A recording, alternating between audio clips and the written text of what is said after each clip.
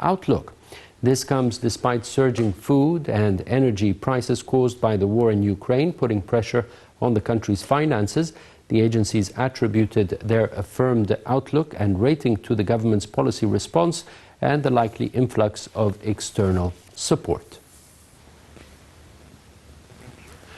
Second news item for this week is that the state wants to attract $10 billion in fresh investments annually for 4 years by opening the door to private sector participation in state-owned assets.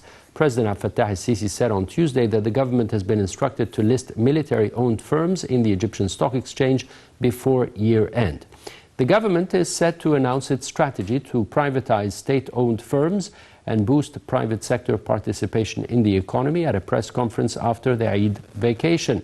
The state ownership policy document, which will act as a roadmap to reduce the state's involvement in the economy, will empower the private sector and regulate the state's presidency in economic activity to complement the governmental reforms adopted by the Egyptian. The government has previously signaled it will bring new assets to market, including fresh IPOs, additional stakes in already listed state-controlled companies and shares in military-owned companies.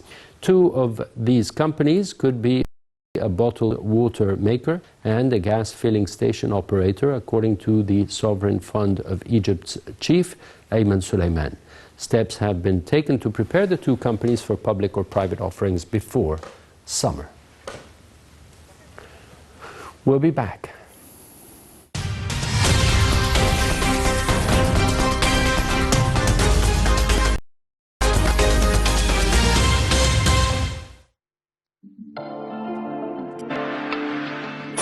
لكل الناس في دايما حلم تحلم بيه وانا كان حلمي على قدي ونفسي اعيش ولما عليك حملي شاركتني فيه ايدك في ايديا من الاول ما بتسيبنيش يلا يلا نكمل سكه مشيناها يلا نفرح سوا باللي احنا حققناه يلا هانت خلاص وانا وانت قلناه احنا نقدر وده اللي انا وانت اثبتناه وخلاص فاضل تكه تكه تكه على اخر السكه لسه تكه كان ناس كتير شكه شكه شكه وشوفوا روحنا وخلاص فاضل تكه تكه تكه على اخر السكه لسه تكه كان ناس كتير شكه شكه شكه وشوفوا روحنا لفين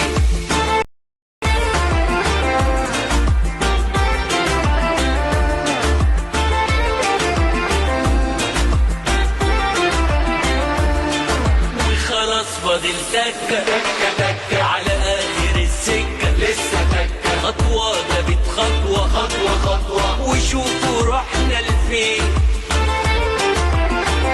يلا مصريين همتكم ده الحلم خلاص. Scale up as quickly as possible.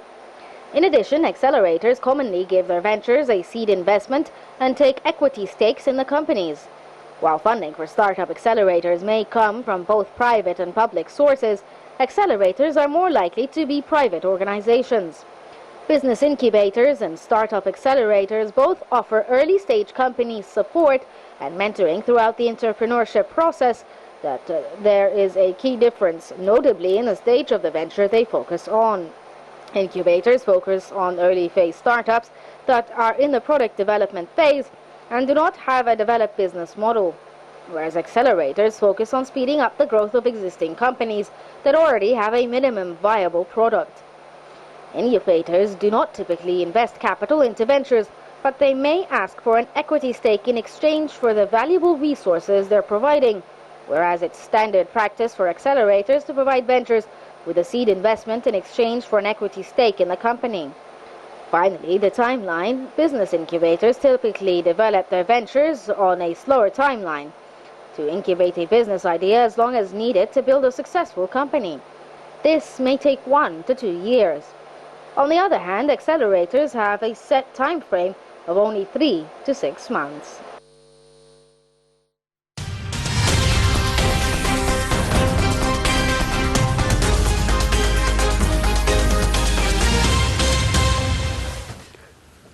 Welcome back.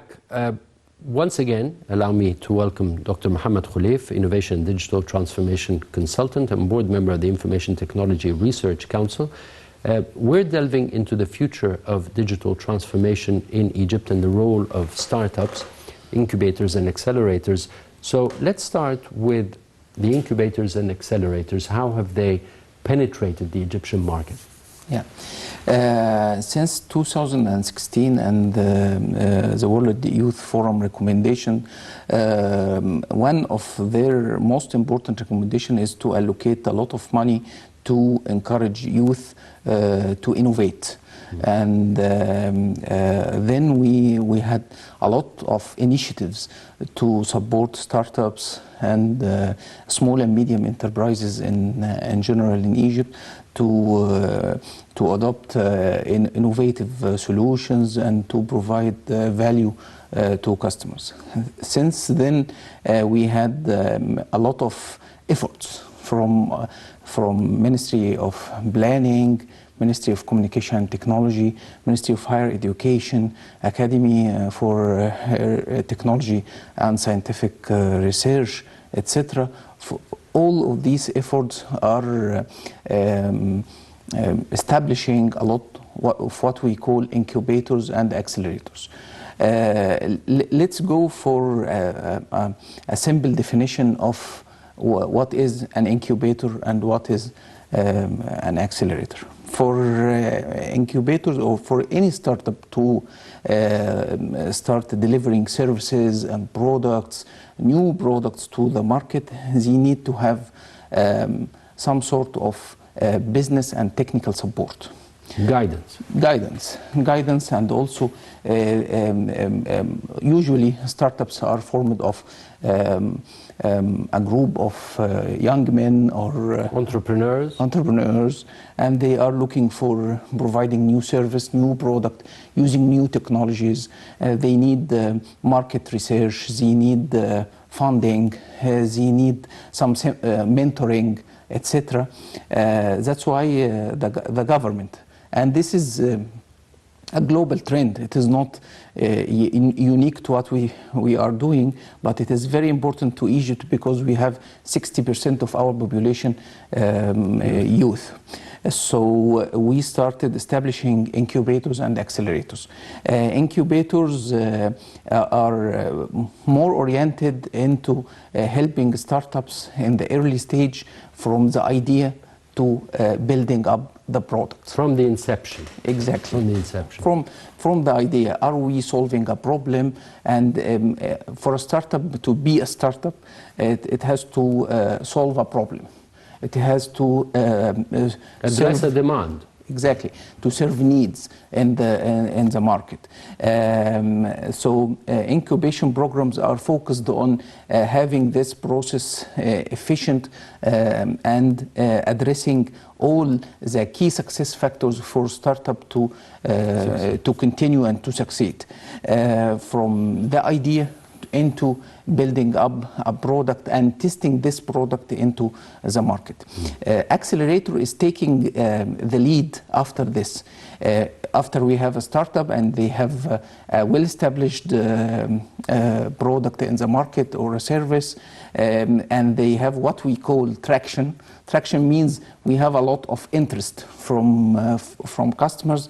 Then comes in the accelerator role, which they help the startup to take this product to the next level and sell it to the majority of people and become well known to the market, or take it to what we call the mainstream.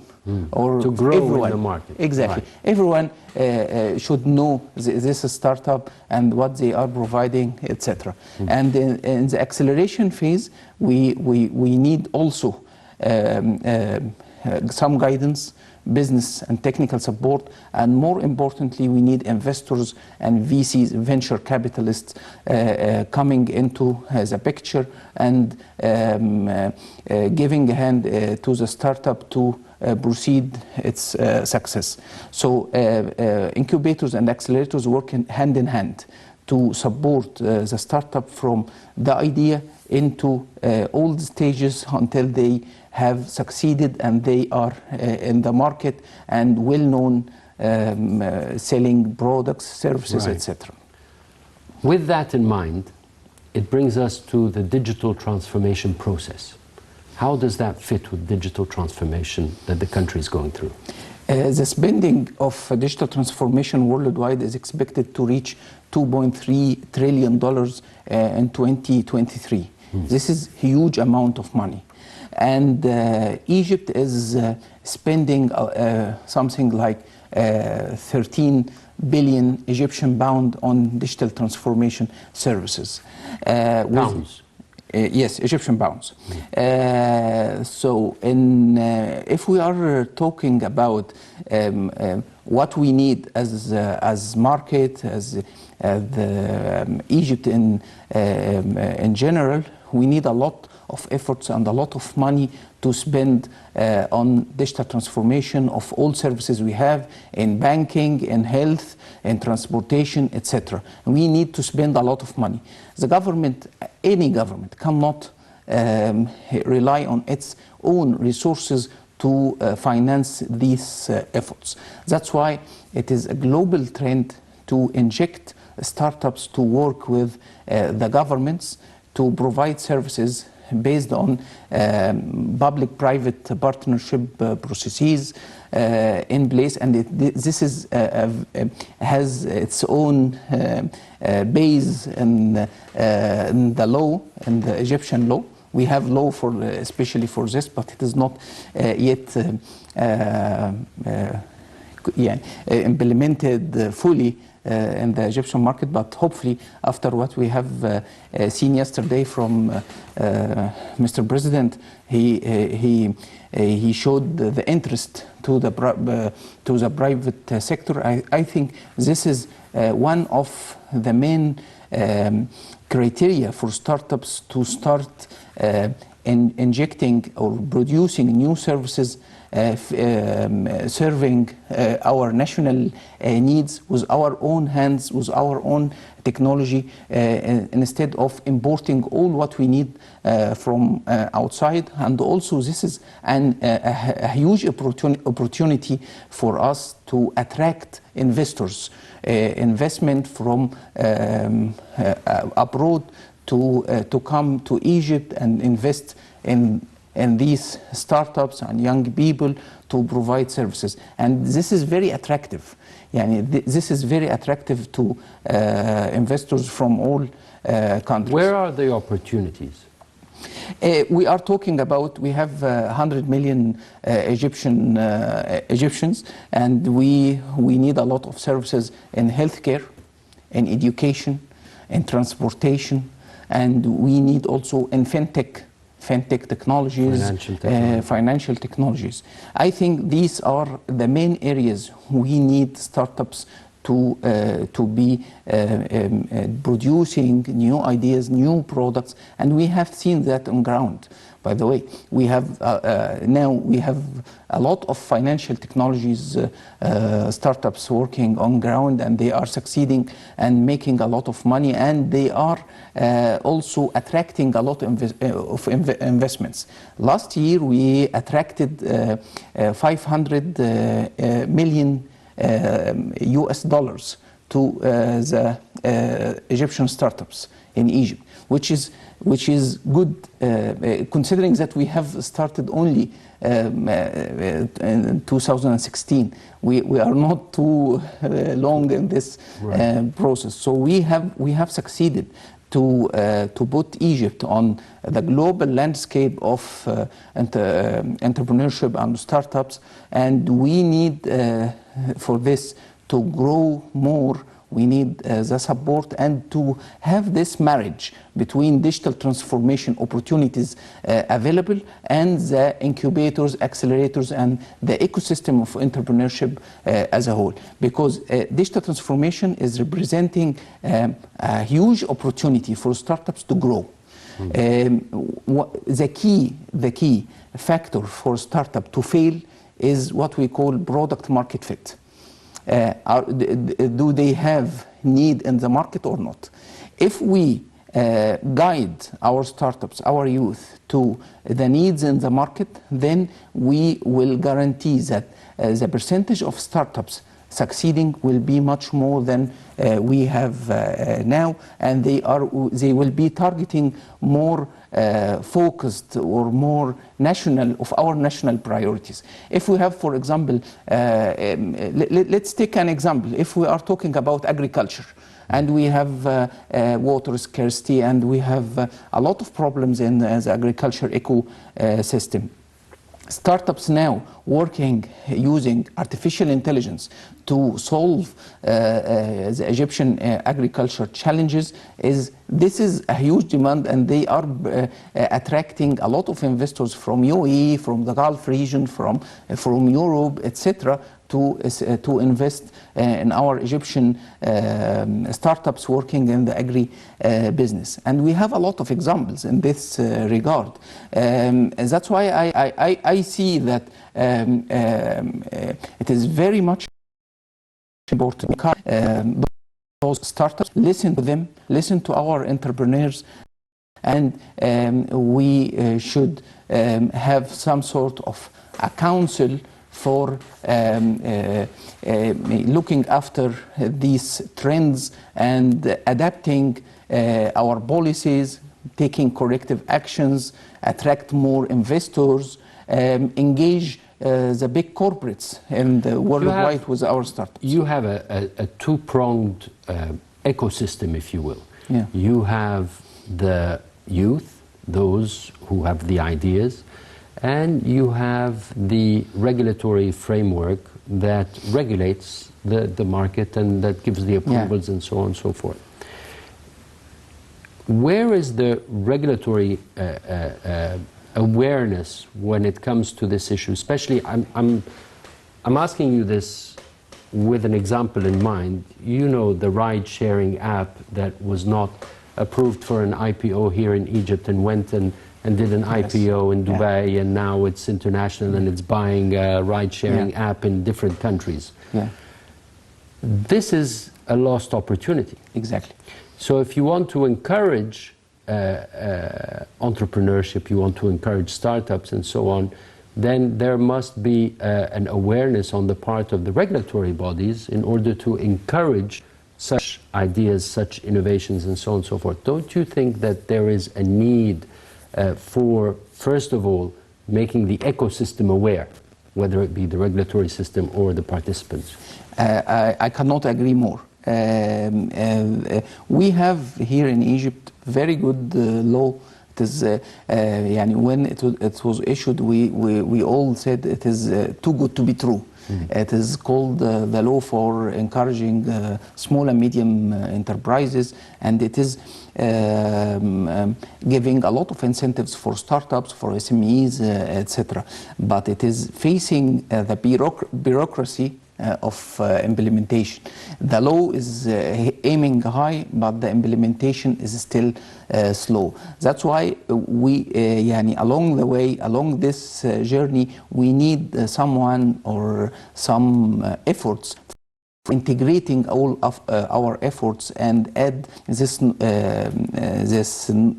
culture of change to be embedded into the government. And especially those who are interfacing, those who are interfacing with SMEs and startups, because a lot of, if we are talking, the Gulf area, Europe, US, they have all incentive programs for startups, for entrepreneurs to migrate, to immigrate their lives, whole lives, and for whole startups, visas, startups, etc., to Germany, to US, to UK, etc. So if you have an idea, you just we need go to another country to implement your startup.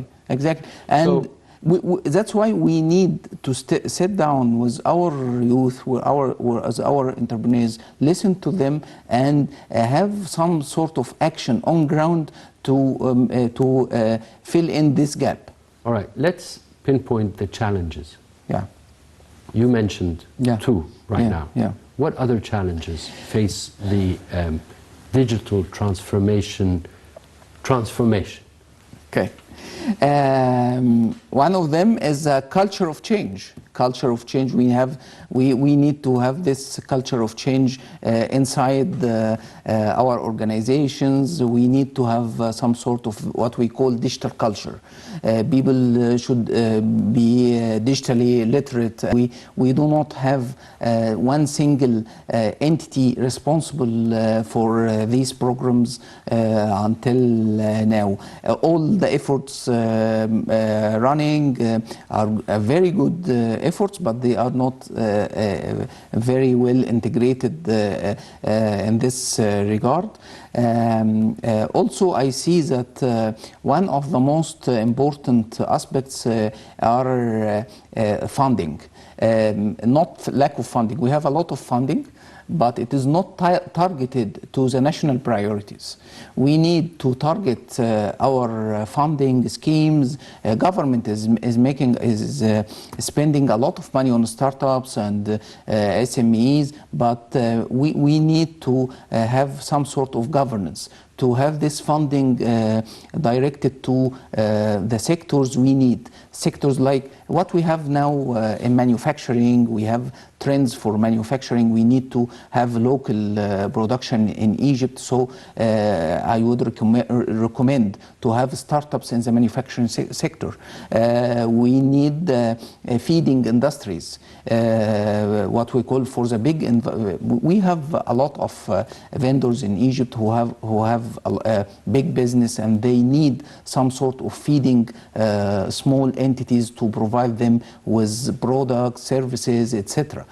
This is very much needed, and we have to encourage this in the manufacturing sector, also in the agri-business sector, and it is very important for the Egyptian state as a whole. And we have seen the rise of prices of all food products, etc. So if we apply technology in the agri-business, we might be able to reduce costs, increase our production very much. And that's why I would say funding towards national priorities is very much important. And to do this, we have to we need to have some sort of a framework, centralized framework or think tank to address this continuous effort and regulate the market in this regard.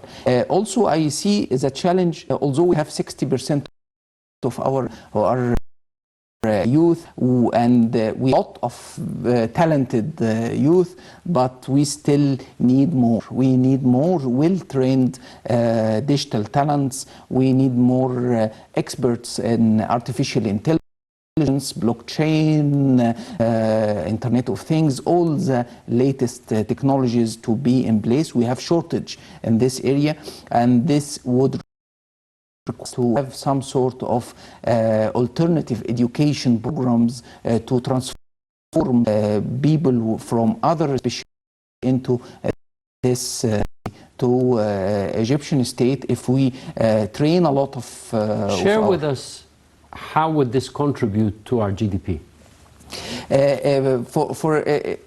Let's take a look at transfers from Egyptians who are living expatriates. We are transferring a lot of money to Egypt, and this billions of dollars. So 31 billion lately. Imagine that we have trained 1 million Egyptian engineers on new technologies, especially in artificial intelligence.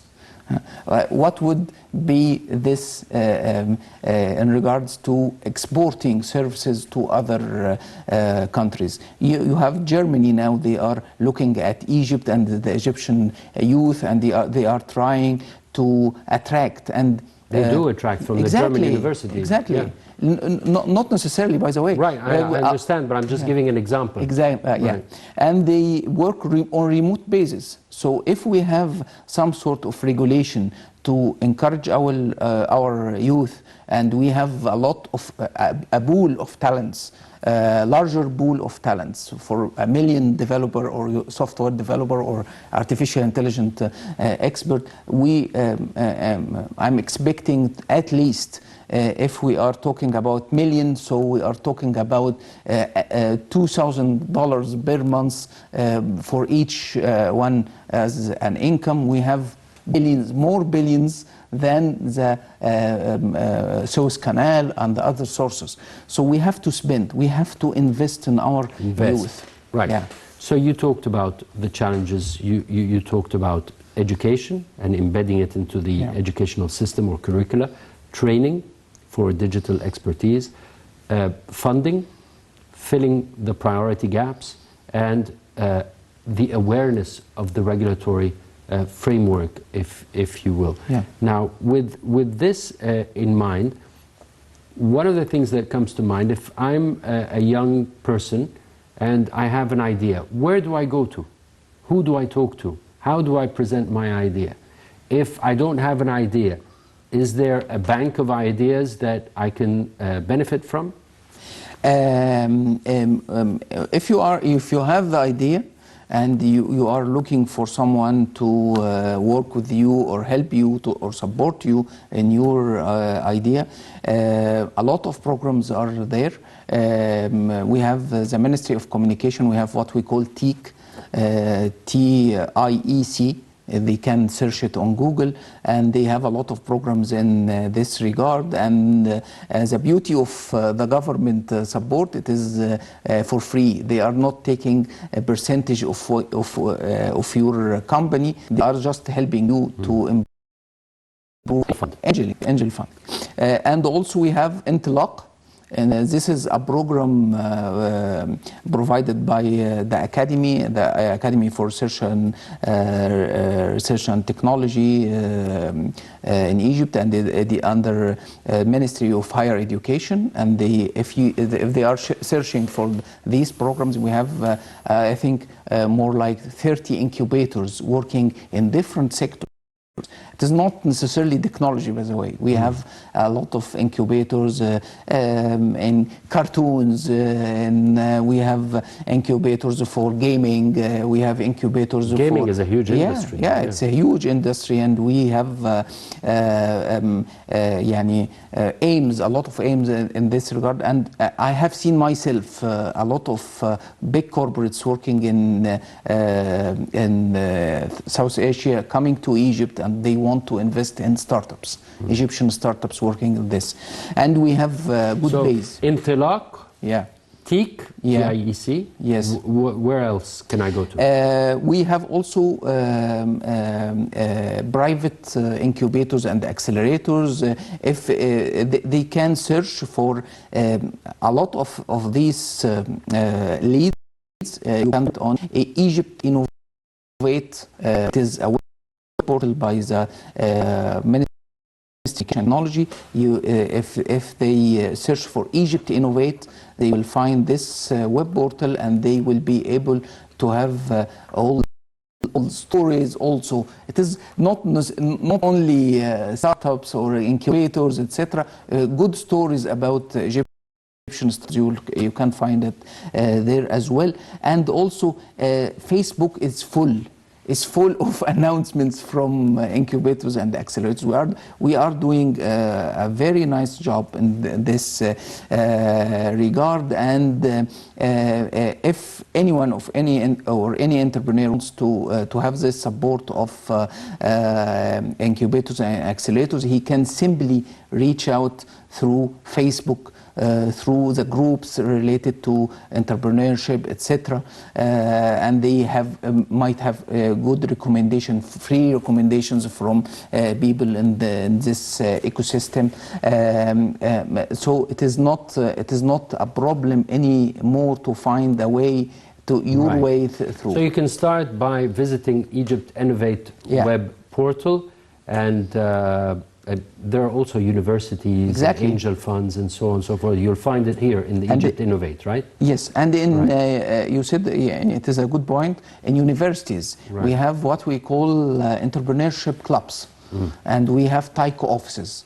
If you search for both in university, they will help a lot. Dr. Mohamed Kholief, Innovation and Digital Transformation Consultant and Board Member of the Information Technology Research Council. Always a pleasure having you on the show, and happy Eid.